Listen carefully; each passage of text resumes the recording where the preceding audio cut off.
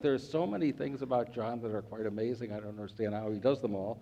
In addition to all the things, I'm not even going to go over the CV because you've seen movies, you've seen the TV things, you've seen all the things that he's done, but I wonder how many of you know that he also writes children's books.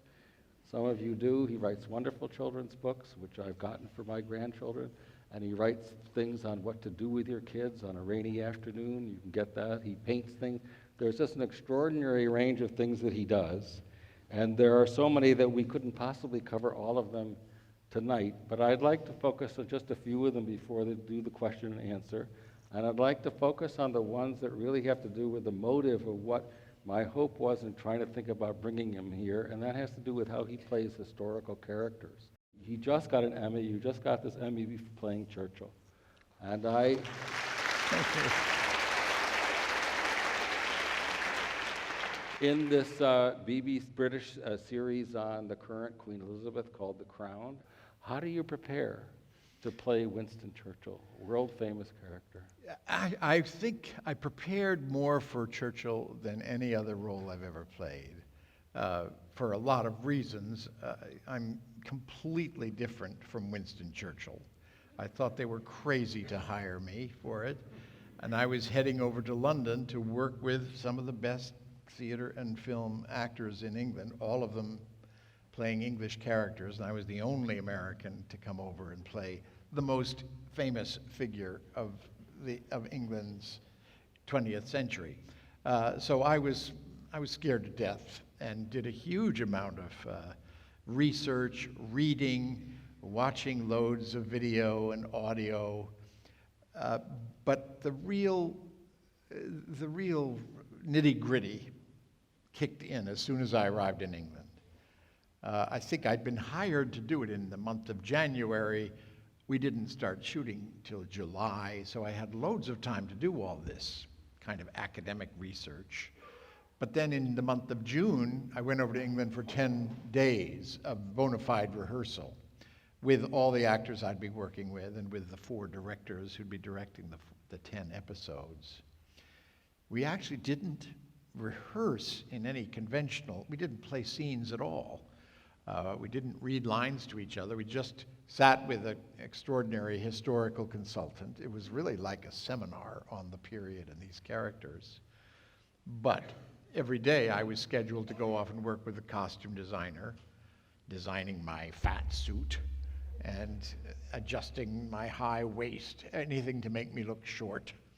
Because you're 6'4" and he was 5'6". So, yep. Right. And we were both 225 pounds, so he was about this shape. And I also worked with the makeup artist, this remarkable woman named Ivana Primarek, who fashioned a makeup for me which was so minimal that it only took about 20 minutes. There was nothing glued onto my face at all. She worked literally from the inside out, getting me these fat jowls that stuck inside, clicked to my back teeth. I called them my plumpers, which not only changed my face, but my voice. So I sounded like Churchill, stuffed cotton up my nose to give me a bulbous nose and a very nasal voice, which he had. And I worked with a dialect coach named William Conacher, not just on the dialect, but also the sound, this extraordinary sound of his voice, and inevitably on the character. It emerged from, like all these technical choices, bespoke a kind of character. He gradually turned into a human being, very different from myself, rather different from Churchill, but much more like Churchill than me. In all of this, I was just trying to inhabit the essence of Churchill. But the bottom line, Peter, the most important thing about playing historical figures is the writing. Raise your hands if you've seen The Crown. Well, you know what I'm talking about. It's just a beautiful piece of writing by a playwright, Peter Morgan. And there are all these characteristics of Churchill which you just want to inject into this piece because they're so delicious. you know that he had a very maudlin streak. He was terribly sentimental. He would cry at insurance ads. He was also depressive, a terrible depressive, prone to what everyone called his black dog. On the other hand, he had a dazzling wit, an extraordinary intelligence. He could quote you pages and pages of Shakespeare and 19th century poetry. And he was a drunk. He drank and drank and drank. The most piquant quote on the subject of Churchill's drinking that I found was when a friend of his was asked, is he an alcoholic? His answer was no. Winston was not an alcoholic. No alcoholic could drink that much. And that had to inform him. He'd also had appalling accidents and wartime injuries. His body must have hurt all the time. He aged much faster than you and I. At age, I'm 70, almost 72 years old. At that age, he looked like an 80-year-old. He was just. You want to convey all those things. You want to tell his whole story. I was just playing him as an old man. Peter Morgan found ways of telling these things about Churchill, even though he was a supporting character. He would pick episodes from his life that would sort of show off these things, fold them right into the much more important story of his relationship to Elizabeth and his wife Clemmy and Anthony Eden. But my best example of the way Peter would put these on display was Churchill also had a white-hot temper, a kind of alcoholic's raging temper that would explode. Well, you people who have seen it, you remember the episode where Churchill's portrait is painted as a tribute to him by the Houses of Parliament. And he gradually gains the trust of the portrait artist, Graham Sutherland. They become friends, and he's very excited and anticipating the portrait. When he finally sees it, he hates it, and he rages. And finally, you see Churchill's temper. But it's not he's not raging at Neville Chamberlain or Anthony Eden. He's raging at a painter whom he feels has insulted him, his vanity. And it's an old man raging at his own old age and his mortality. It's absolutely heartbreaking because it's such impotent anger. That's Peter Morgan. It's so much more a dramatic choice. So if you're very, very lucky, you have the support of somebody who's writing the character as much more than a historical figure, a flesh and blood human being just bursting with emotion. How different is it to play somebody real from history as opposed to playing a character from a play or from fiction? Is it the writing? Are you looking for the character in the writing? I think the more similar it is, the better it is.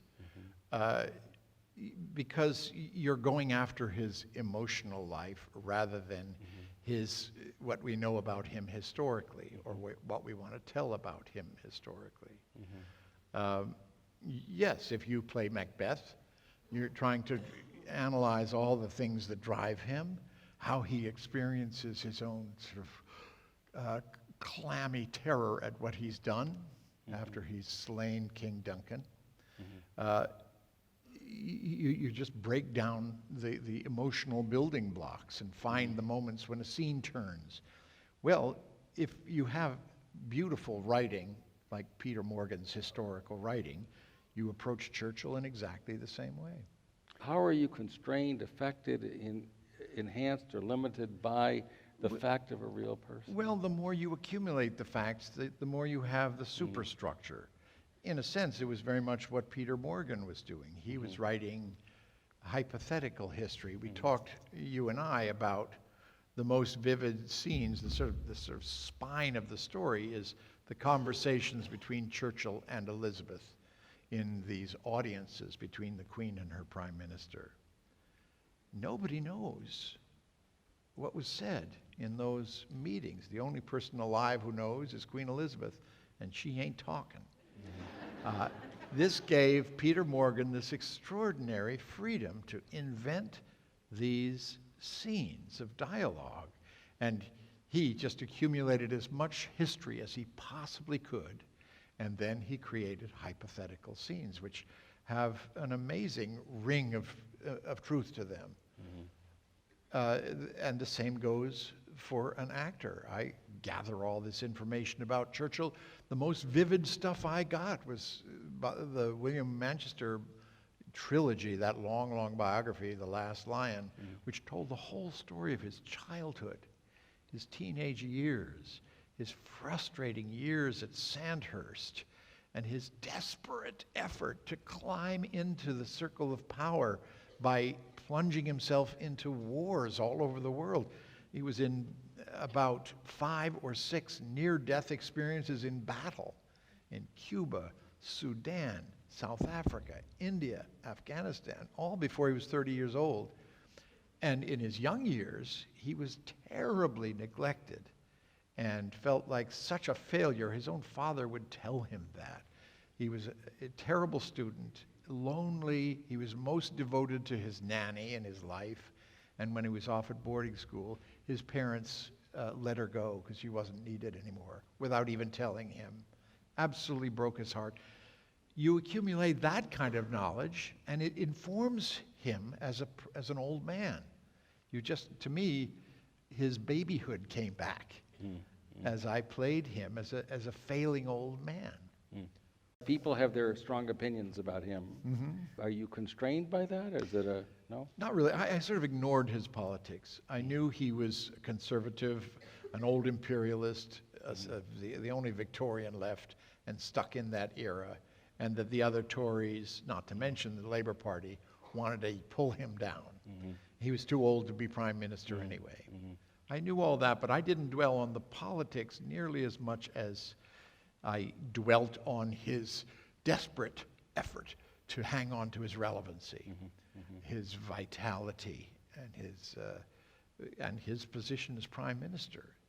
I just looked at him as a person and tried to deeply sympathize with him.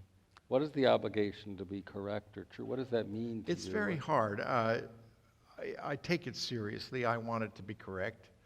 But truth is elusive, as you historians know better than anybody. I do have a sense that entertainment is a great way of teaching people, illuminating people. My wife teaches a course in drama and business, how business and business history is told through various entertainments, plays and movies. But you have to be very, very skeptical because that's fiction and it's entertainment. Its number one priority is to delight people, entertain them. If you educate them, you may be educating them wrong.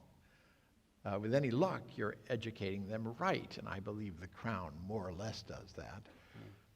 But what's great about The Crown is how captivating it is. You don't really think nearly as much about the politics and the history as you do the sibling relationship between Elizabeth and Margaret, or the young married relationship between Philip and Elizabeth when she has just become queen and he's suddenly diminished into nothing.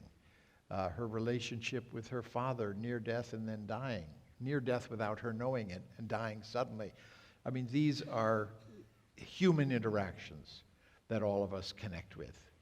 It just makes us kind of feel good that there's a historical backdrop to all of this, which they can more or less trust because they know that it's been so deeply researched.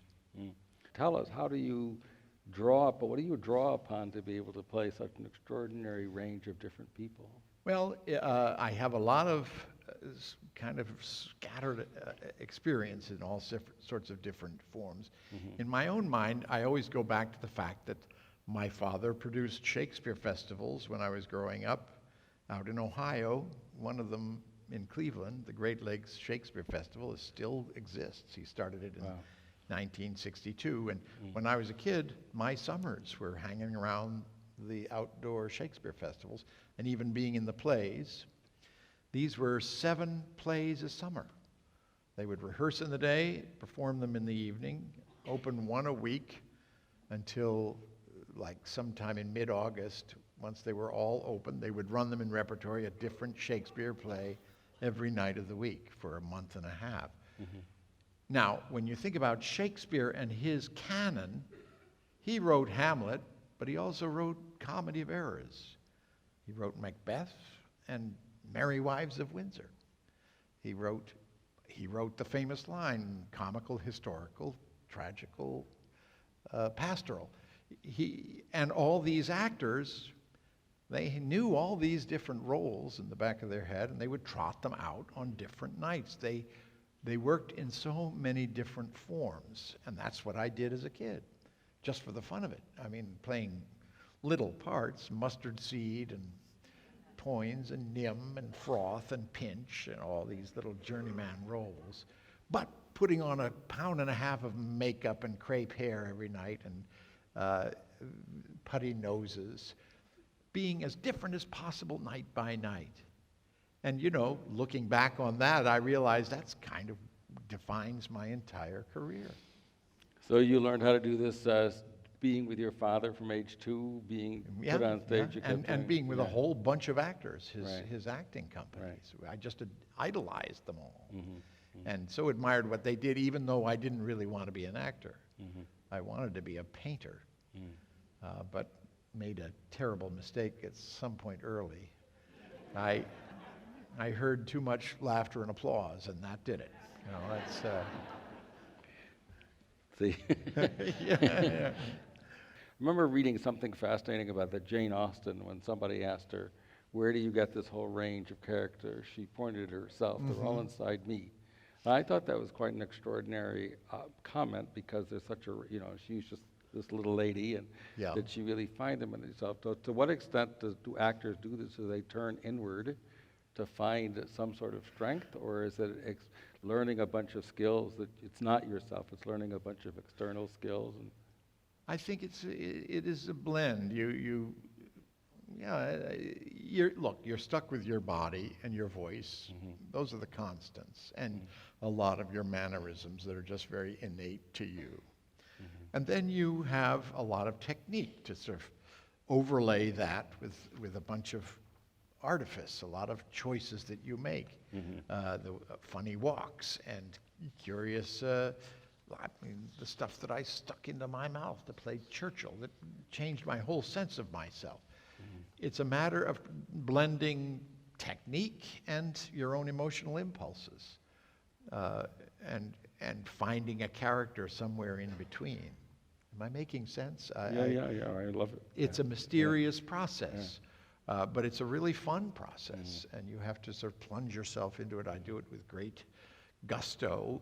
When I work with, particularly with film directors who are constantly telling me, take it down, you know, that's all right, I fully expect that. I'm a theater actor. I'm used to performing for all you people way in the back, you know. Well, but the thing is, I tell them right up front, if I'm working with a new director, I say, I'm going to give you big. I'm going to way overdo it on the first time round.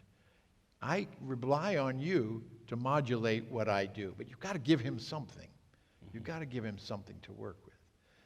And to me, that's the fun of it, the extravagance, just sort of shocking everybody. I mean, the entire film crew usually goes, whoa, what is this? And then you take it down and you sort of shape it.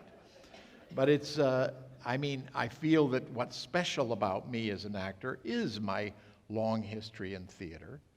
And very often what's unusual about what I do in film and TV is what I bring from theater. Because it is a construct. I see it as a very creative process. Well, tell us more about that, the difference between doing theater and film. Well, there's different kinds of things. Third Rock from the Sun was virtually doing theater because you do it with an audience, you work very closely with writers. You rehearse with great intensity. You only have about 4 days to do it. And then, bam, you perform the whole thing in one evening between about 7 and 11 p.m. The whole thing in front of an audience who are, if you do it well, are absolutely delighted. And they record their laughter just to show you how funny you are. That's one kind of acting for screen. Film acting tends to be very different from that. That's when I'm always told to keep it down. And I'm used to that. In fact, I've worked with one director recently, a wonderful director named Ira Sachs. He did a little film called Love is Strange, a little indie film that I did with Fred Molina a couple of years ago, playing an old gay couple who'd been together 40 years and finally get married. His main direction to both Fred and me, both of whom are quite extravagant theater actors, was no acting. He said, okay, do it again, but no acting. And he was driving us crazy at first. Both of us were like, what do you mean no acting? This is what we do, you know. But in no time at all, he won us over. We saw and if you see this film, and I urge you to see it, it's really one of the nicest films I've done recently. It is so quiet and so real and so unacted. It's a different kind of acting altogether. And just like those Shakespeare actors, you just got to act in very, very different veins from one role to another. So what do you have to do to play the really terrifying characters? Like when I watch Dexter, I mean, I haven't watched, when I see this, I mean, I actually prepared for this. I said, I'm going to look at him play that terrifying character in Dexter. What in the world do you go to figure out how to play that very terrifying guy?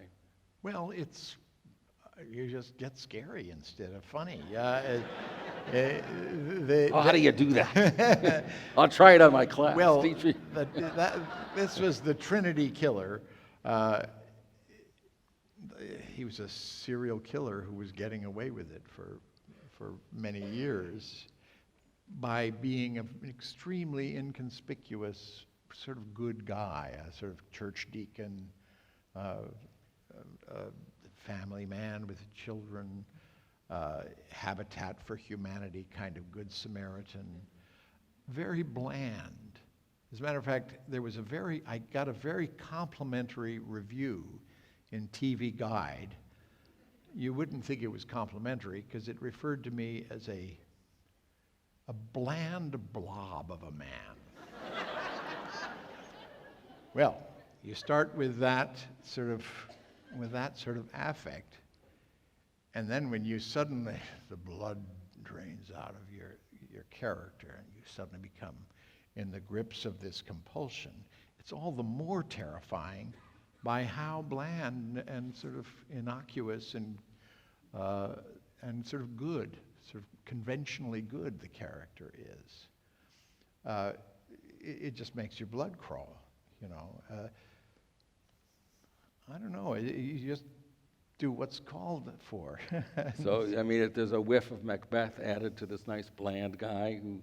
Yeah, well, Macbeth and the church deacon. Well, the other fascinating thing about the Trinity Killer is he was in the grips of this terrible compulsion, which was the result of a childhood trauma. He's called the Trinity Killer because he kills in threes. It's a completely diabolical, horrific plot. But what I managed to grab onto was the fact that this innocuous, bland man had this compulsion, did these horrific things, but did not want to have this compulsion. It was agony for him. In fact, he even wanted to be discovered. He wanted someone to stop this. I found that a fascinating dimension and something which I think probably had some real psychological validity. I mean, all serial killers are serial killers in their own way, but I mean, I found that was a wonderful tool into this character. And in fact, it's kind of what we were talking about at dinner. I'm fascinated by sympathy for the devil, for taking a person who in every way is a complete horror and somehow finding whatever it is in him or her. I've even played evil women who, whatever it is that makes the character sympathetic, finding the thing in that character, a character who hates himself. He hates himself. He's so desperately unhappy that he's compelled to do absolutely horrible and obscene things. We were talking about a certain figure in the very recent news. And it's, to me, these are fascinating characters. You just, for an actor, for a character actor, you look at behavior like that and you think, wow, nobody can ever tell me I'm over the top again. You know?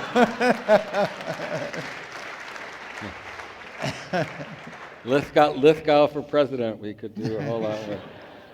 I heard you say that you just love doing Third Rock. Mm-hmm. Why do you enjoy that? Nothing was more fun than Third Rock. It was extravagantly fun. Until that time, it's like the only rule I had left for myself was never do episodic television.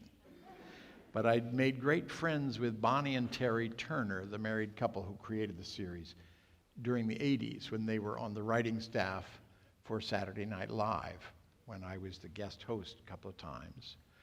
And they came, my agent called me and said, your friends Bonnie and Terry want to have breakfast with you. And I said, oh, wonderful, I would love to see Bonnie and Terry. So I showed up at the Four Seasons, and there was Bonnie and Terry and Tom Werner and Marcy Carsey, Karen Mondebach, the entire staff of Carsey Werner Television. And I realized I'd been completely ambushed. I'd been tricked into a pitch for a sitcom, because that's what they did. These are the people who created The Cosby Show and Roseanne and Sybil and all these hit comedies. And I thought, oh my God, how am I? And sure enough, they had something they wanted to tell me about, and it fell to Terry to tell me the premise. And he said, well, it's about these 4 aliens. And I heard this and thought, how am I going to get out of here? As graciously and as quickly as I can. What is the nicest way I can say unequivocally no? And 5 minutes later, he got me. He had totally persuaded me. It suddenly seemed like the most fantastic premise. I mean, my whole fear of doing episodic television was that you'd be stuck with one character forever. Like Carroll O'Connor was always Archie Bunker. He was magnificent, but he was always Archie Bunker. And as I've said, what I love to do is a different thing as possible from the last thing I just did. Well, playing Dick Solomon, it was like a character actor's dream. Here was an alien inhabiting a human body and trying to figure out how to get things right, how to be a good human being, and trying out everything, which is basically what an actor does, and when he plays different parts. And they pitched it to me like in that breakfast, they told me about how, at the drop of a hat at a party, they could sit down to the piano, and these 4 aliens could sing perfect close harmony Cole Porter. Or any, you come out of a river dance concert and dance a perfect Irish jig, and we did all these things. And it was, once you say yes to these things and you discover how gloriously funny they are and how much people loved it, the show has just exploded when it hit the airwaves. I just thought, what in the world was I holding out for? So you met this afternoon with some of the students from our theater and dance program, and I'd love you to share and tell us, what did you tell them about how to be an actor? Oh, well, I was very honest with them. I told them, are any of you here tonight? Raise your hands if you came. These were just delightful kids.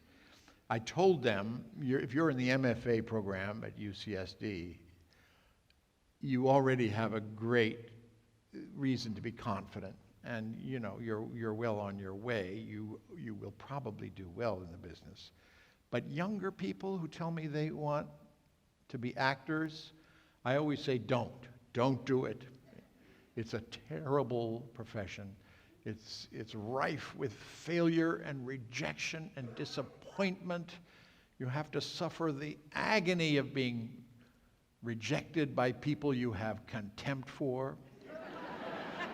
Don't be an actor. You'll suffer so much, you won't make a living. You'll find yourself 40 years old and you haven't worked in 5 years, and you'll look around for another profession and you realize you don't have one. Don't be an actor.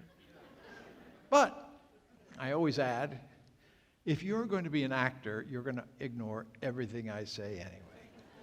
And if they have that kind of fire in their belly, then they should attempt to be an actor. But it is a hard profession.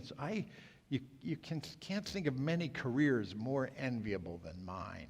And yet I still have terrible doubts and fears that I've made a wrong choice, envy that somebody else has gotten a role that I wanted, looking back 20 years ago to why did I turn that down? All these stupid, petty little anxieties. Ask my wife about that. She's the only one who has to live with all that. Yeah. But you look at them so fresh and clearly so talented. You think they're going to have a wonderful life. They're going to enjoy this. You offered to do something political. It was something you did in New York, so maybe you would share that with us. Yes, I told Peter, when people hear an actor talk, what they really want to see him do is act. Yes. So I should do something. Why not? You offered it. I didn't ask. You offered it. Yeah, I did offer.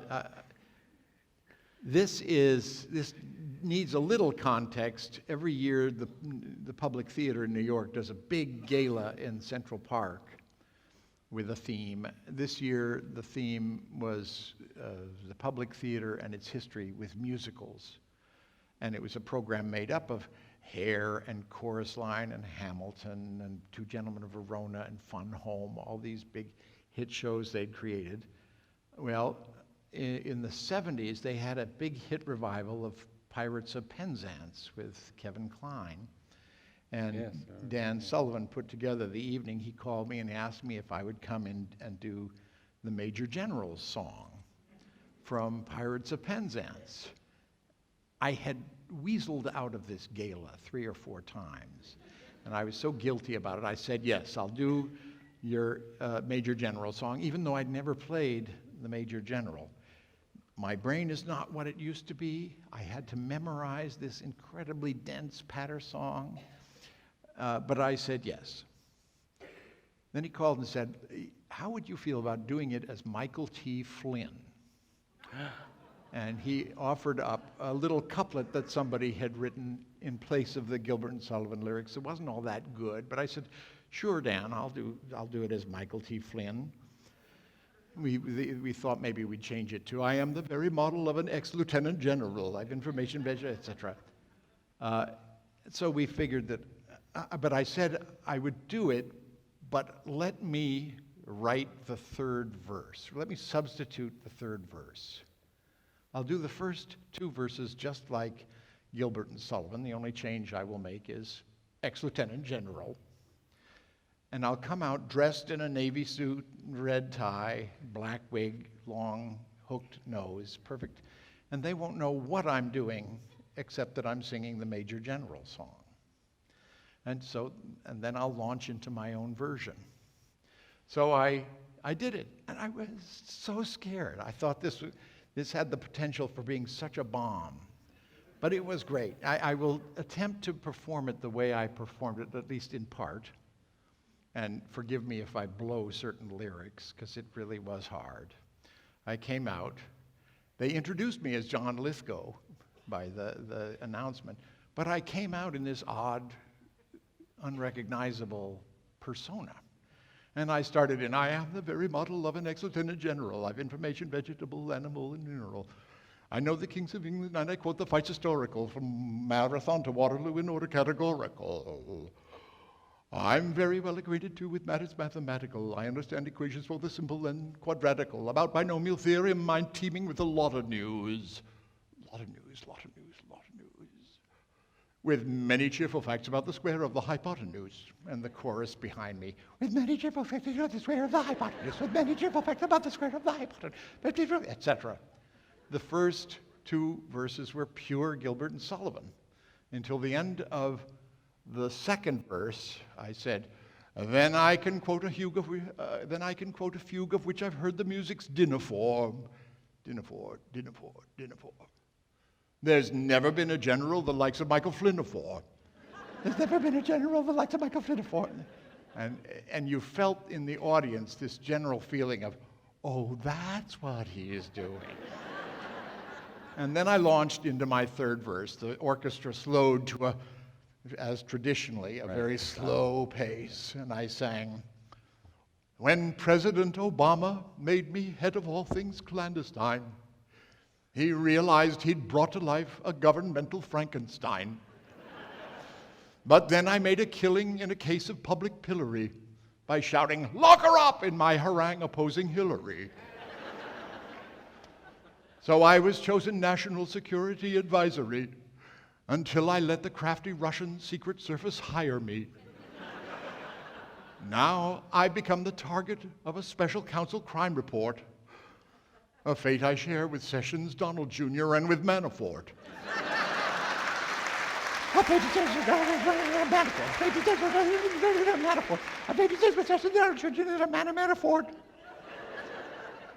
I plead the Sixth Amendment when the pundits and the press attack my meeting Jared Kushner in a room with Sergei Kislyak.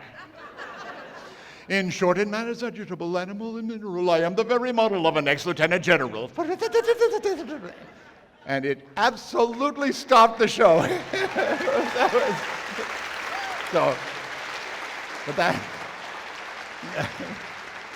Well, it absolutely stops the show here as well.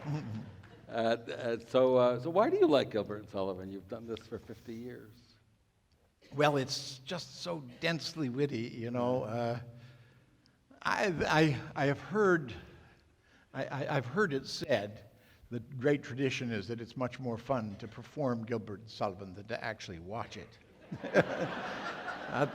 But I think it was said by someone who'd seen too much bad Gilbert and Sullivan. It's just endlessly clever, and it's very English. I mean, there's still an incredible tradition of witty lyrics in England. Yeah.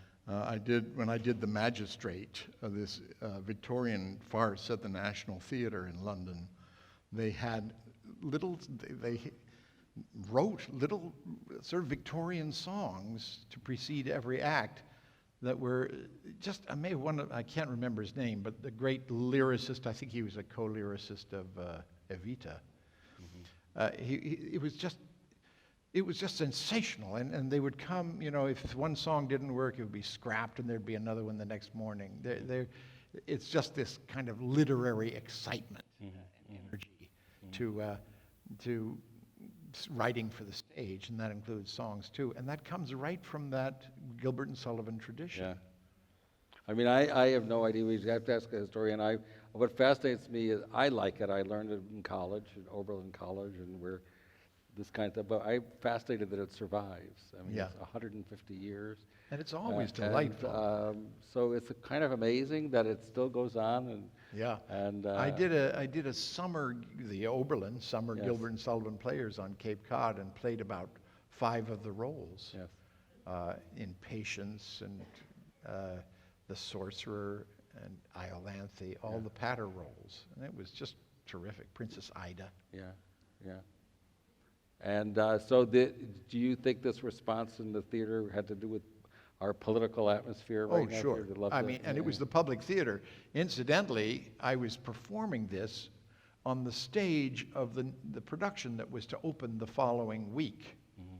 That happened to be the public theater's production of Julius Caesar, in which Caesar was portrayed as Donald Trump, which you all know what happened there.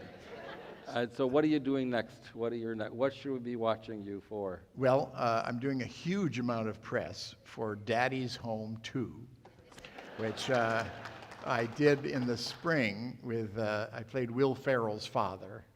Oh, yes, was so we've much seen fun. previews of that, yes. And he Right. is just the greatest. And, you Yes, know, with Mel Daddy's Gibson. Home was about a biological father and a stepfather kind of feuding over the children and over the wife. In this one, the two fathers arrive for Christmas. Yes. I'm Will's father, and Mark Wahlberg's father is Mel Gibson. And the four of us together, it's just hilarious. I think it's going to be huge. But that's very, very similar to The Crown. And then the next thing And I you're do, gonna- yes, the right. next thing I do is this one-man show that I've been doing which was the inspiration for that book. It's called Stories by Heart, and I'm doing that on Broadway between December 21st and March 4th. So make your plans now. Well, that's just great. Listen, I want to thank you, and I think that it's now time to turn this to the audience. So there's somebody right there. Why don't you start? Is there anything in that process over the 50-plus years you've been doing this that would help us as human beings empathize more with those we can't directly agree or understand? Well, that's a lovely question. I always hope that's true. I always aspire to that. I do think of acting as a gift to an audience, a generous act. What are you giving an audience? You're giving them emotional exercise. Why do we come to see performance? Why do we come to see art? It's to feel things more intensely. You want actors to make you, to provide an object of identification so that you can feel things more deeply, whether that feeling is hilarity or terror or grief. It always seems wonderfully ironic to me that you can sob and sob and sob at terms of endearment, and as soon as it's over, you think, what a great movie! You know, it's like, why did I need that? You know, I've just been made to sob, to feel such grief. I will tell you one wonderfully illustrative story. I did a movie called Footloose in the 80s, which, you know, Footloose was my teeny bopper movie. I played the reverend who wouldn't let the kids dance. But I took it very seriously. It was me and Diane Wiest, who's a great actress. We figured out a motivation for me to be so conservative, and that is they had lost their son in a car accident, and he did not want this to happen to his daughter. You know, I played it with, I did research. I spent time with an actual minister seeking out spiritual help, not telling him I was an actor. I took it very seriously, but I wasn't kidding myself. This is a movie for teeny boppers. This is my teeny bopper movie, and I was always a little bit dismissive of it. But years later, when I was doing Third Rock from the Sun, there was an episode where the aliens were stuck in the circus. And there was a young actor, big, strong, handsome guy who played the circus strongman. And after we'd rehearsed for a couple of days, he took me aside and he said, Mr. Lithgow, I've just been trying to find the right moment to tell you this. I come from a little town in Louisiana, and my daddy was the Baptist minister in that town. And I went to see Footloose when it came to town, and you were my daddy. My daddy wouldn't let people listen to rock and roll, wouldn't let them dance. Well, I took my daddy to see that movie the next night without telling him what it was about. And by this time, tears were just streaking down his face. He says, I just have to tell you, because of your performance, I was the first one of 6 children that got to go to his high school prom. You know, then I thought, oh my God, Jesus, I did that, you know. And it was just the best evidence I ever heard that you just never know what you're throwing out there. You do want to reach people, and you just don't know when you're doing it and when you're not. It can go the other way. You think you're really getting to them, and they forget the next morning. But I mean, that really stuck with me. So that's my answer to your question. you hope for the best.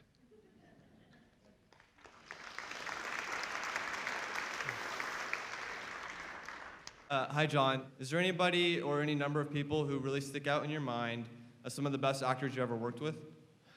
It's really hard question to answer. There are just so many great actors. I just had I often think about the most recent people. This lovely film I did in Rochester, I don't know, a little indie film. I don't know whether anybody will ever see it, but I loved working with Blythe Danner, we were playing old people who fall in love. Fred Molina in that movie, Love is Strange, I just mentioned. Just about Claire Foy in The Crown is the most exquisite actress and the best human being I've ever worked with. Just a wonderful person.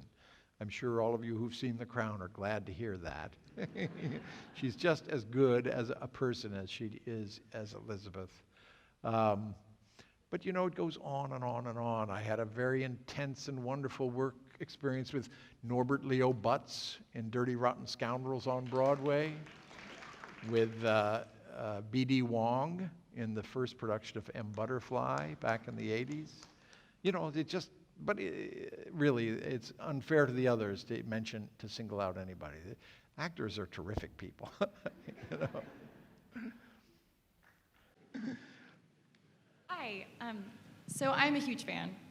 What is something that you can say to your younger self that you would wish that you would known then that you know now about your career and everything? Well, I've been working all these years, and I didn't know it back then. So I guess I would have just told myself, don't worry so much and be patient and enjoy your life. But it's, you know, that hardly applies when you're really scared about the future. I guess you're younger than you think you are. That's what I would tell my young self. And you've got more time than you think you have. So, sure.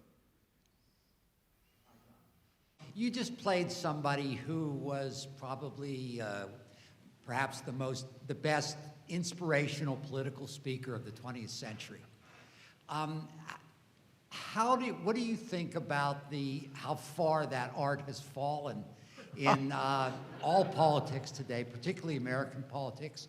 And why do you think it's important that leaders inspire when they speak? Well, you say things have fallen apart, and they have, but think of the eloquence of Barack Obama. I mean, that was, you know, I think as the years go by, his eloquence is going to be celebrated the same as Abraham Lincoln's.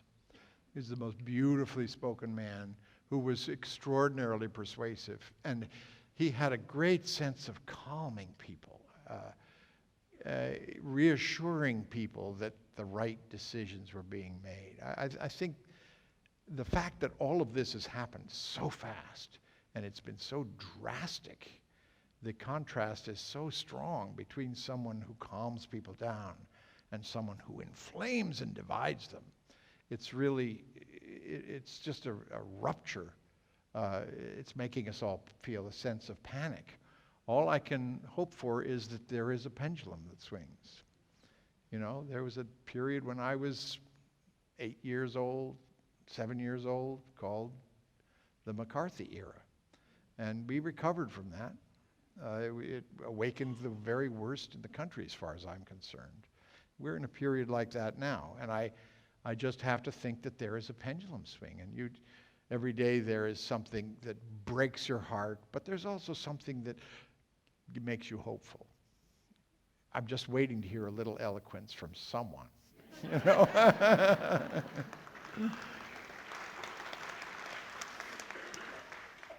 Hi. When you were working on the film The Day After, did you have any idea how impactful it would end up being? Wonderful question. Surely you all know, The Day After was about a very, very realistic nuclear war being started. And it was set in the Midwest where missile silos suddenly did what they were built to do. Uh, and the answer to your question is no. I did not know it would have nearly that impact. It was you can imagine, it was a very, very unpleasant movie to make. If you remember, though, you have seen it. Yeah, you remember those endless scenes in the basement of a physics building on the campus of University of Kansas, trying to figure out how to communicate with the outside world by finding old transistors, the few things that hadn't been exploded by the impact of the bombs. And it was a terrible, it was murderously hot. I remember it was like 110 degrees, and we all had horrible nuclear burns and pustulating sores, and we were on this horrible set. It was a sort of decommissioned hospital, and they'd made it look even worse than it already looked. It was just a horrible experience. I couldn't wait for it to be over. I guess it's not quite as bad as being in a nuclear war. But we didn't give much thought to how this was going to turn out. It's a very odd thing about movies. When I was doing Footloose, I got asked to be in yet another film at the same time because they decided that they'd hired the wrong guy. He was involved in an adulterous affair with a leading player, and you could just tell this is going to turn people off so badly. We can't do that to the leading lady. So they came after me. They figured I was a more appropriate adulterer, apparently. And they let me out of Footloose to fly out to Nebraska for 5 days to shoot my entire role. And this movie was in chaos. People weren't talking to each other. No one was listening to the director. It was a great script, but I thought, wow, this is going to be a mess. This movie doesn't have a chance. The movie was called Terms of Endearment. You just never know. You really never know. And I think that was the case with The Day After. I couldn't wait for it to end. You had a part where you got to sit on an airplane in a dark, stormy night. How many takes did that take, and what was your motivation for that scream? I know what you're talking about. This is the Twilight Zone movie, The Monster on the Wing of the Plane. That was so much fun. That was George Miller. You know, I've constantly said, take it down, take it down, take it down. I could never do enough for George Miller.